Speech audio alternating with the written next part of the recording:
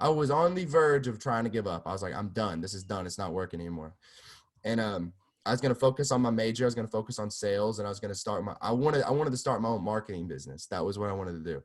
And I don't know what clicked for me. I mean, I think it may have been the 1K shots thing for sure, but something drove me right back into going and producing really hard again.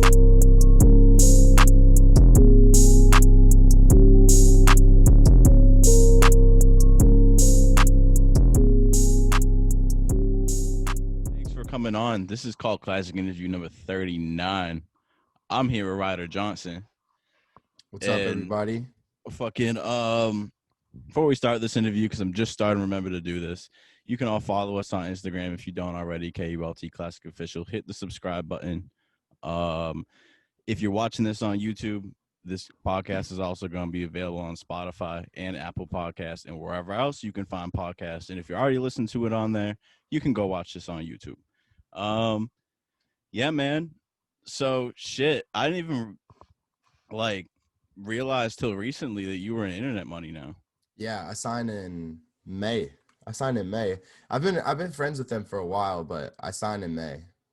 Is when everything kind of officially happened. Yeah, because I started following you after the first City Morgue album. Is when I really got on you, and you weren't with me. That was my first big album. So was that like your first like? Cause you said your first big album. Was that like your first kind of like? Would you consider like major placement as a producer? No, my first major one was it was So Smoola, and then this it was a single with him and this big ass German artist named Bones MC, and he's massive over there in Germany, and that was my first like major placement. But that didn't really do much for me because like it just didn't do anything for me. Like, I mean, it was what it was, and it did what it did, but the album is what did stuff for me. Yeah. So I mean, I guess in a way, yeah, the album was probably the first big thing. So I read I either read somewhere through my research on you, found out you were born and raised in Arkansas and stuff like that. You still live over there? I do. I still live over there. I just travel back and forth from here to LA. I'm just staying right here so I can stack my money up for a few more, probably like a year or so is kind of my plan. Yeah. And I mean, it's all right. I mean, it's not bad. There's nothing going on, but like I get to save money. I get to plan ahead. And then if I want to go to LA, I could go to LA. You know what I mean? I'm not like bound to stay in LA. You know what I'm saying? Like, cause sometimes I can't handle LA sometimes. I gotta come home. I'm like, damn, man, I miss the South. I miss the food in the South. Everything's different here. And then I go over there and it's just like, I don't know. It was a shock the first time I went, for sure. I was not used to it. Like, I've been to New York before multiple times, but going to LA is like, I don't know. That was different. That was different. I was like, what the hell? Yeah, LA, like, what's LA's going wild. on? LA is it's wild. Crazy. Fucking what was it like growing up over there? Like you said, there's not really a lot going on. So like, you know, what were you guys getting into really?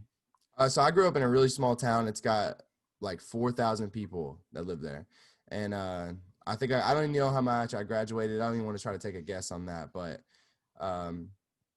literally, bro, anybody from the South will tell you this from a small town. Like anybody in the Alabama, Georgia, all that area, they'll tell you same thing. All you guys, back roads, Walmart, and beer. That's it.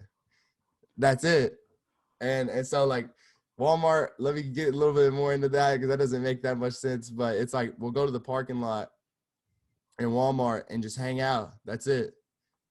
Just big parking lot. That's it. That was what the weekends were like? Yeah, pretty much. Or you go to a bonfire, or it'd be like a house party, but it's usually bonfires. Like especially like in the seasons we're in right now, it's all bonfires. So damn, bonfires are lit though. I'm not gonna they're all right, literally and figuratively. Yeah, that's really all we would do, and I wouldn't say it's wild over here, but like it's like it gets crazy sometimes. Like small towns because you can't. There's nothing to do, so you make shit to do. So it's us just getting into trouble and shit. Fucking what were you guys listening to at that time? Like music wise, were you producing? Like when you started? I started producing in my at the end of my 10th grade year, started my 11th. So I was listening to I was really tapped into like when Young Lean first came out, like all the sad boy era, like that's kind of like and that's kind of weird coming from where I was coming from. Like nobody really understood what I was doing. I was wearing the full tracksuits. I still do it to this day. Full tracksuit, zipped up all the way to the neck, and if all black, wearing some crazy shoe, and I was listening to a lot of Young Lean, a lot of Brick Squad, a lot of like Southern rap is kind of like the stuff I listen to. So Gucci Mane is big over here. Chief Keef, when Chief Keef was first coming out, that whole drill movement, that's what I was listening to a lot. That was really what I was listening to. Like my first YouTube video is it says Fredo Santana / drill type beat, and that was 2014, 15. And so I was listening to that shit heavy. Other than that, that's really all I was listening to, is like that type of stuff for sure. Like I listen to Black Cray, but not as much anymore. But that's what I started out listening to. That's kind of like what made me want to produce. And like MF Doom, Jay Dilla, all those guys. Like I was listening to everything, and then finally, it took a few years, but I finally found a lane I wanted to go into. I tried everything. You know what I mean? Yeah. So like you said you were listening to like J Dilla, MF Doom, all that, and then you got into Chief Keef and all that I kind got of the drill Chief stuff Keef after. first. I got the Chief First. Keef first. Yeah. Okay. Yeah. So like my brother showed it to him. Showed me him. He showed me I forgot what song it was, but I'd listened to it was Back from the Dead. It was Back from the Dead. It was that whole tape. He showed it to me, and I was like, damn, that shit's fire. And then I dove into it because that's just how I am. Like if I like this art, I'm about to dive into it, figure out every song they've made. I'm like a nerd about music. And so I was listening to his shit. He's got a mixtape called like the Moolah Train or something like that. And I listened to that. I listened to Bang mixtape, but Back from the Dead's my most favorite. Back from the Dead's my most favorite. Yeah, that's a classic. That shit's so fire. That's definitely a classic. So I was listening to that, and then I got introduced to MF Doom because I was really big. See, my music, it goes everywhere. I was really big into Odd Future as well. The first song I ever heard was Radical by Tyler, and it was I was playing Battlefield Bad Company 2, and so that was 2014, and it was Radical, and it was on I don't know, but everything he was saying, I was just like, damn, this is crazy. And so I was listening to that too. So like I was listening to all these different things, and I guess like my early influences, like that all led to going into listening to MF Doom because I was listening to what Tyler, the creator, was saying so much. And then I listened to the tape, Food or whatever it's called. Yeah.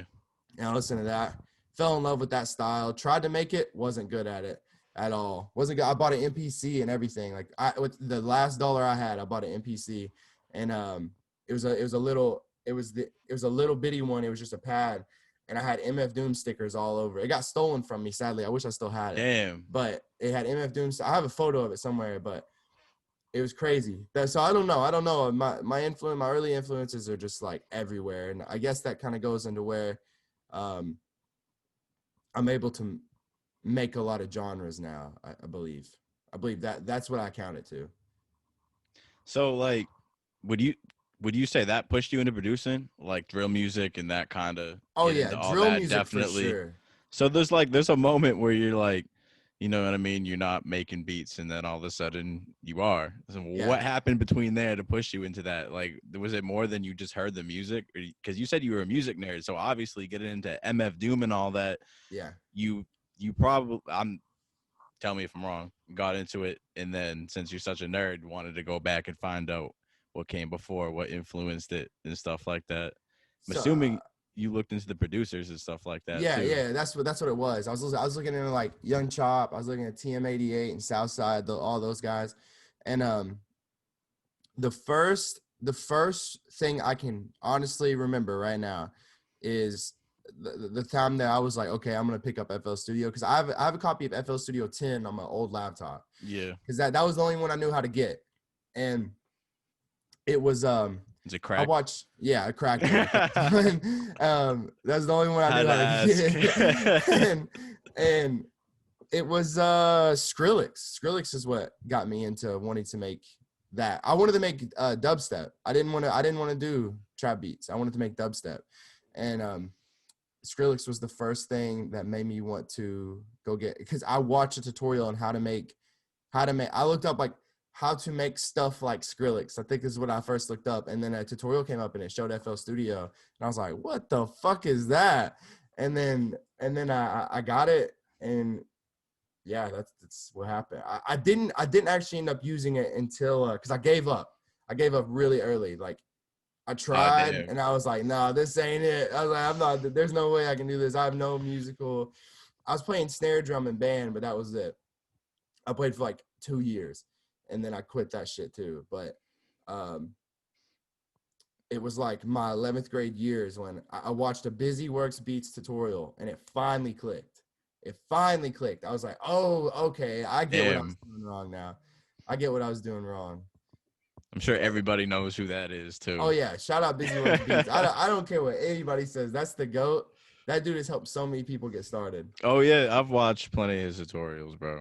They're like Like, they're helpful to his full extent. Like he doesn't have to do much more than what he does. He gives you the exact basics of what you need to do, and then I think at that point it's on your own self to figure out how to make this way more creative than it is. yeah, no, most definitely, most definitely. So Skrillex is what like really got you into making Yeah, beats. So damn, I was kind of Skrillex. wrong then. Yeah, I thought I had it right. I had to guess though. You know what I mean? it's everywhere, bro. Like I try to pinpoint it to one thing, like what really got me into doing it, and it's just Skrillex. And then I also count it to like when I was riding around with my friends and stuff, we'd be listening to like Waka Flocka, and there was a mixtape by Waka. It was when he dissed Gucci Mane. I forgot what it's called, but he has a song called Ice Cream Cone. And I was like, that is the craziest shit I've ever heard in my life. And then that's what I think what made me spiral into trap beats, that mixtape right there. So it's everywhere, dude. Like I said, I can't really pinpoint Yeah. it, but somewhere in that area in my life is where I decided. Damn, that's one thing that I'm really starting to notice with like this generation, my generation, your generation. I'm assuming I'm a few years older than you, but we're kind of influenced by everything. Yeah, Like for sure. when you ask anybody in our age group, our age range, what their influences are, it's not like because you ask like what your parents like listen to, like it's usually just like one genre, and I kind Yeah, of they say well, like this genre, I like rock, and then like a little bit of this. You know what I yeah, mean? yeah, Well, exactly. if you ask anybody like our age group, bro, you're gonna get everything. Yeah, And that's why like it's becoming so hard to like define like what a genre is at this point. because It's it's like influences from everything. Same with Travis literally, Scott. That dude was making music with Young Lean, Party Next Door, all those like experimental artists in their early careers, and now his shit is just like so like it's so well defined. But you can definitely if you're like a music guy, if you're a music whatever, and you listen to it, you can tell that he's taking influences from other shit. You know, oh, most definitely. that's I think it's nuts. I Oh, think it's crazy. absolutely. And you look at like someone like Lil Peep's example, like again, listen to everything Yeah, and basically not saying he created the genre, helped push forward like a new genre in music. Um so when did you start seeing success in all this? So we go back, you know, you're growing up in this small town, you start making beats in 10th grade. There's nothing really much to do, so you're just making beats, getting into some trouble and stuff like that. When did you start really seeing success with okay. everything? I literally I could if I pulled up my email, I could go back to the exact day.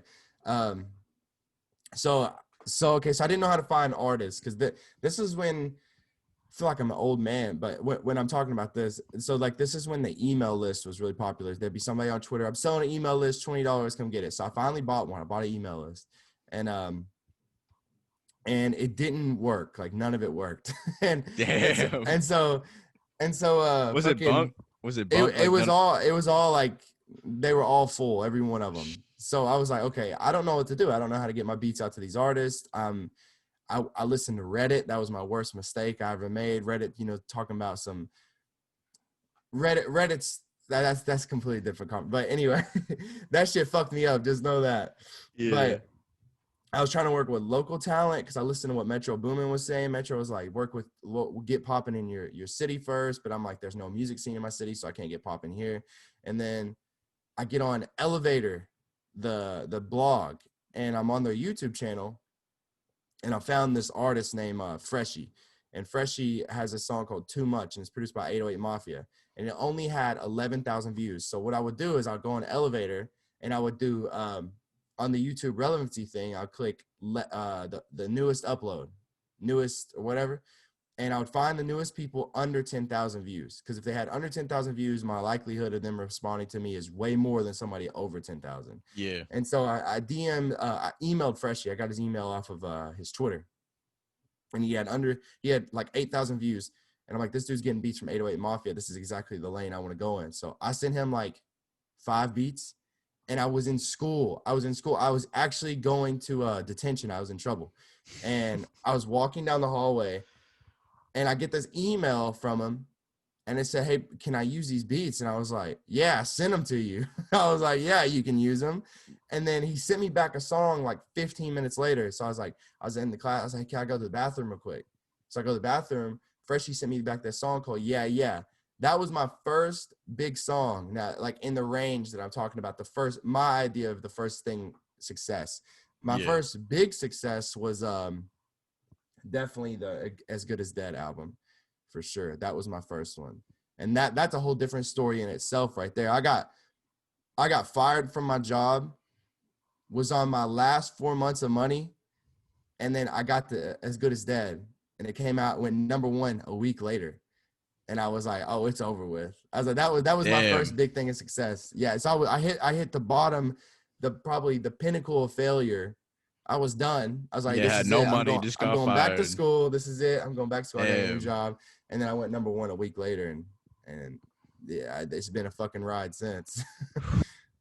But those were my first 2 remembrances of success for sure. How did you end up getting those beats placed? How did you end up getting beats to Zilla and Sos?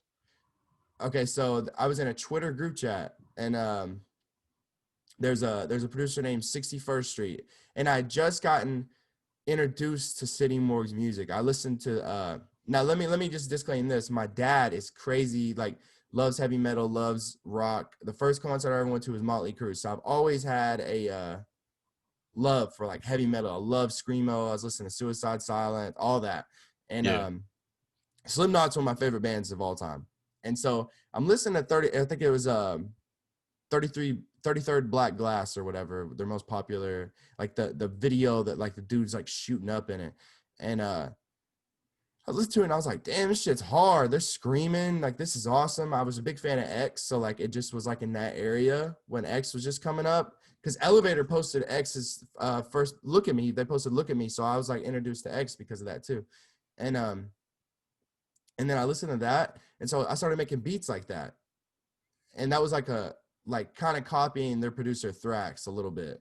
Yeah. And then finally I realized I need to quit doing that. But fucking 61st Street, I was talking in a group chat and I was like, hey guys, listen to this beat I made. I really want to get to City Morgue. And he's like, hey bro, I got Sos Miller's number. And I'm like, what? I was like, you got Sos Miller's number, bro? And then, I mean, bro, if you knew 61st Street, you would understand what I'm talking about. Like, why does this dude have Sos Miller's number? And all love is 61st, but I was so caught off guard from it. So we DM and we're like, hey, bro. I was like, dude, you really got his number? He's like, yeah, he showed me text with this motherfucker. Getting songs, none of them came out. And so I was like, damn. So I was like, bro, let's collab. Let's get some work going. And so we get like 2 beats, and one of them happened to be 1K Shots. It's literally, it's a 1 sound melody and it's 2 notes. It just, that's it. And he did the drums on it and sent it to Sos. And then a week later, Sos is recording on his story. And I'm like, what the fuck? Damn. You know, I'm like, damn, this is crazy. It honestly, after that, I couldn't get in contact with this dude. And then finally their project manager, Soshi from Hikari Ultra, DMs me or emails me, and she's like, hey, we're going to release this song. You know, let's talk about it. And so we talk about it. Me being a psychopath, I bought a plane ticket to New York with the money they paid me. Or no, my bad. With the money that they were going to pay me. So I had a little money on me because I was working this job, and I knew I was going to be reimbursed by the money they're about to give me. So I bought a plane ticket. It was a week or something, like a week and a half to New York. I go over there with a group of people. Now listen, this is where it gets really crazy. I had John Luther, Ty Fontaine, False Cut, ZT, I think was there. This producer named ZT from New York.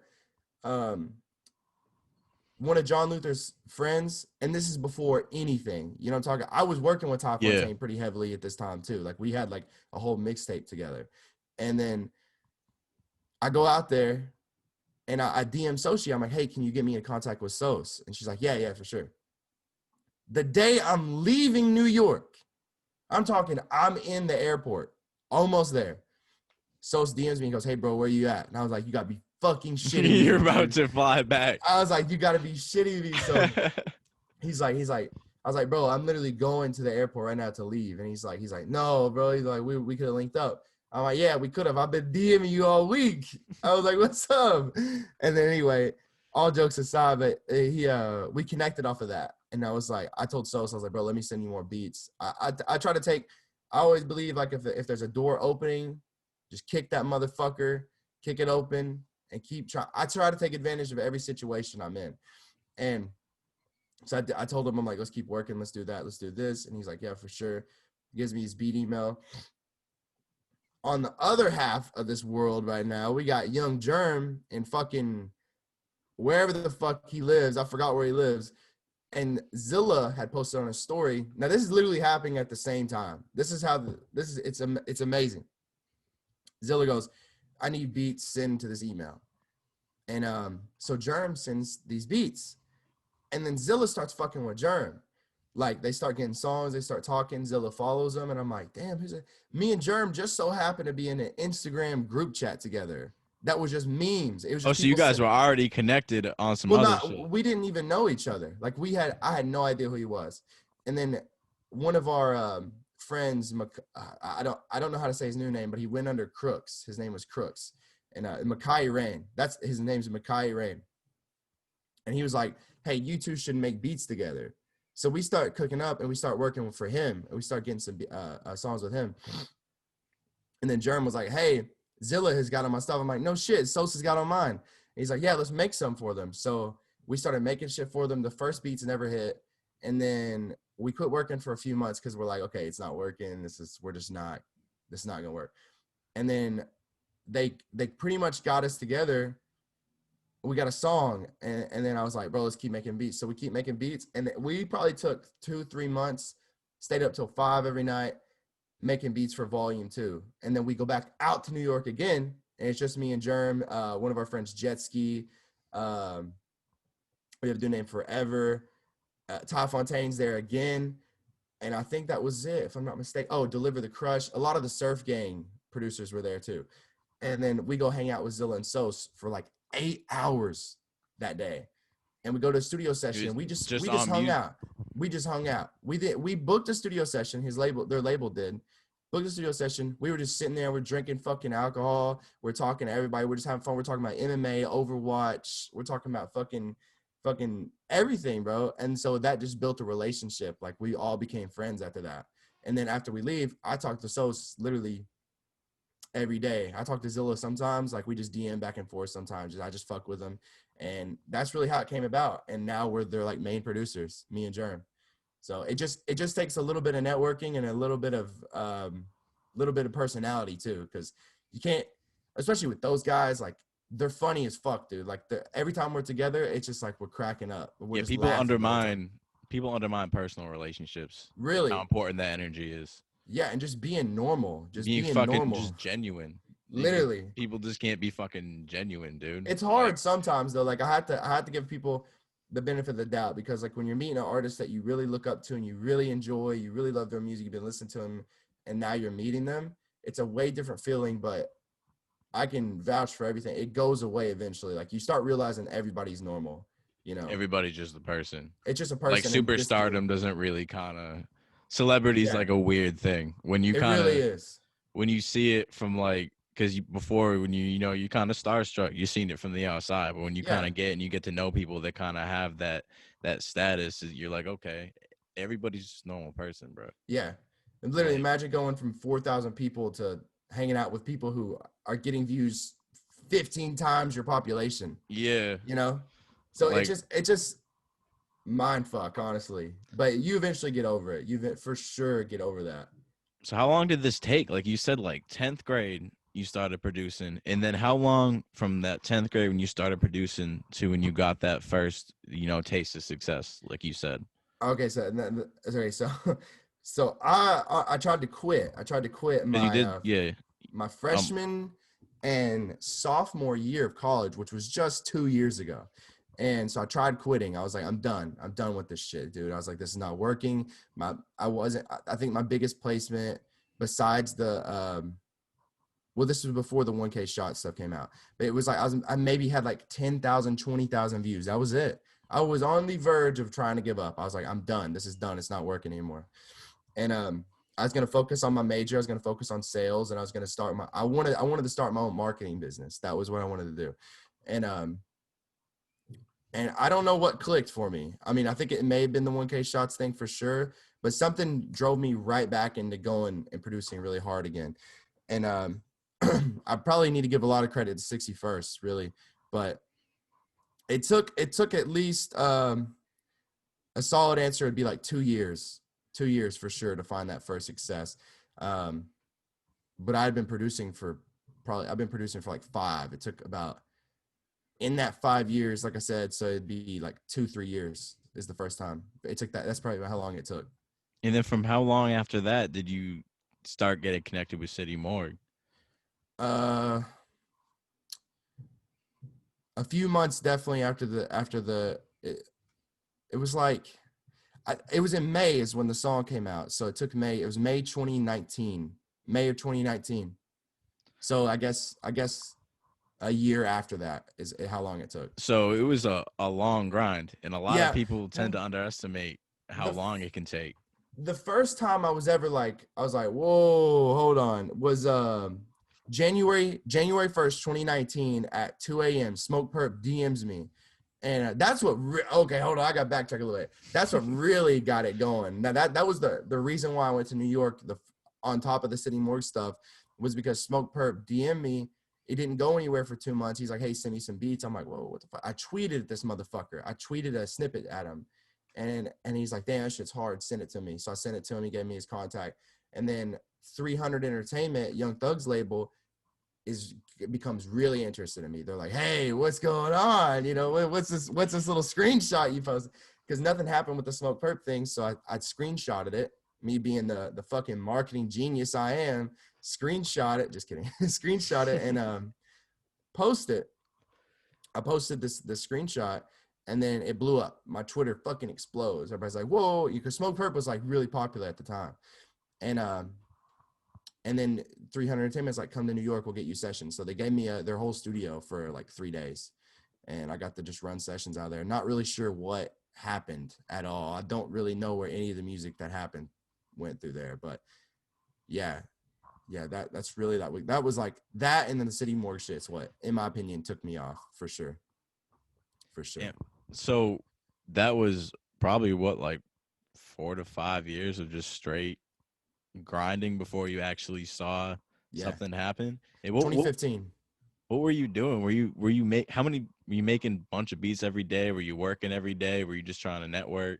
I worked a pretty much full-time job. I was full-time student, and I would come home. I had a girlfriend as well. So put all that into consideration. You're talking however I had time to do it, I don't know. But I made time to do it. I'd stay up all night, 3 a.m., 4 a.m., be done, wake up, be late to work, go do the same thing, bring my laptop to work. When I was done doing my work, I would make beats. You guys, my coworkers and shit, I got in trouble for it because I'd bring my laptop. I had to quit bringing my laptop to work, so I couldn't do that anymore. I get off at work at 5, go home. Still had went to school in the morning. I at 12, 8 to 12, I go to school. 12 to 5, I would go to work. And then some days when I didn't have classes, I would do a full job, full day. And then I'd go home, make beats. Then I'd do something with my ex, and then I'd fucking cook back up again. I go home, cook up again. So I was probably making like 3 beats a day. Not that much compared to what I do now. I can bump out like 10 in a day now. Yeah, usually because the internet money shit, dude, they teach you they teach you how to do it. for sure. What kept you motivated?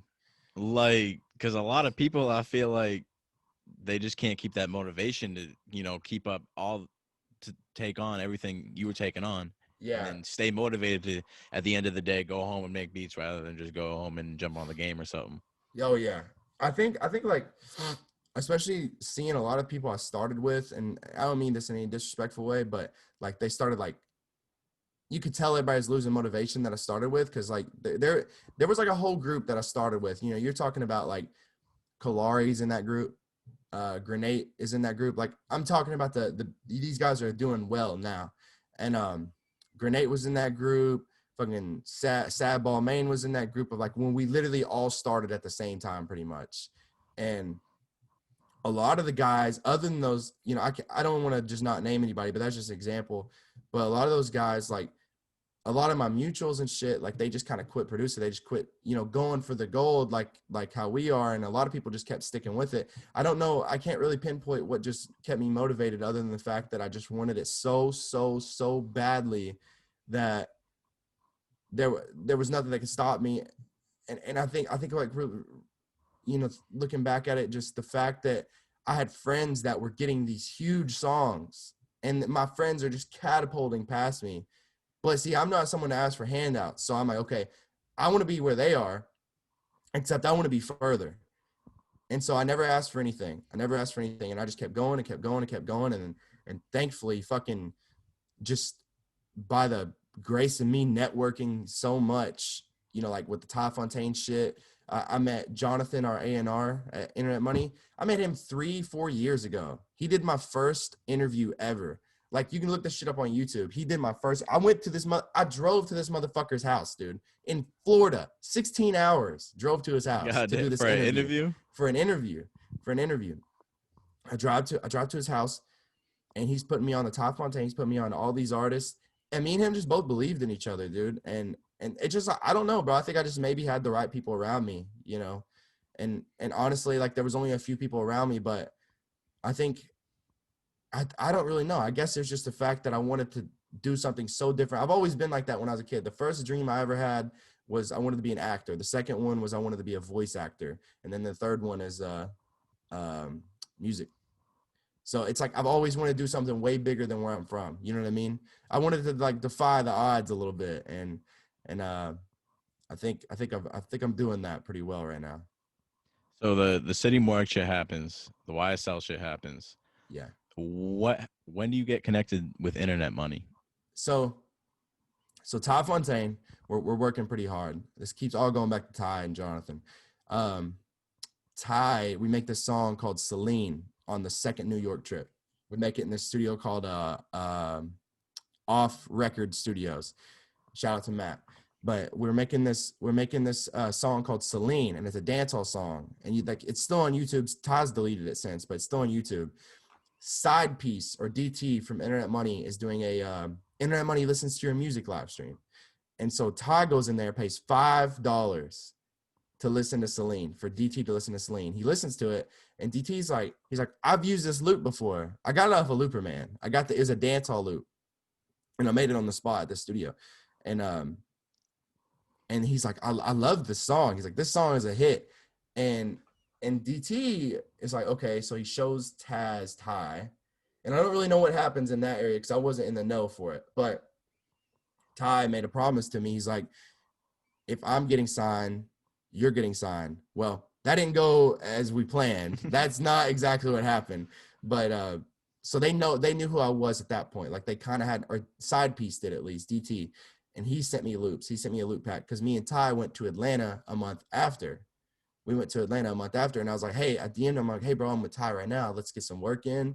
And this is just networking. It just comes back to network. I'm like, because you know who I am. You know who Ty is. We both fuck with you. Let's do this.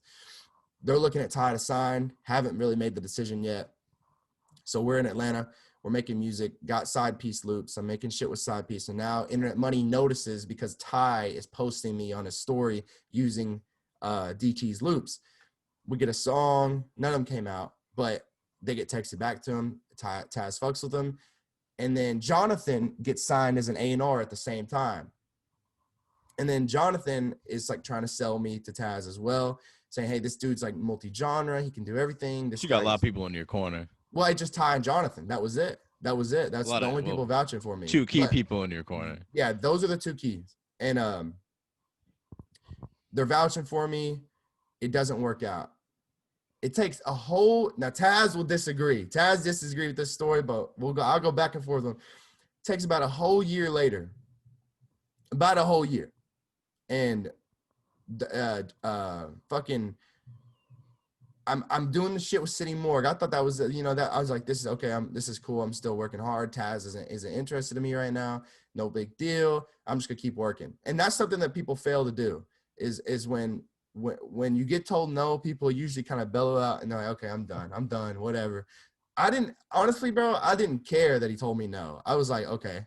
You already had something going. It wasn't like, I had something to fall back on. A big blow. It was just kind of like, you got your shit moving already. Yeah, it wasn't nothing. And then he said no, he didn't want to sign me or whatever. And no, I was like, no hard feelings, whatever, I get it.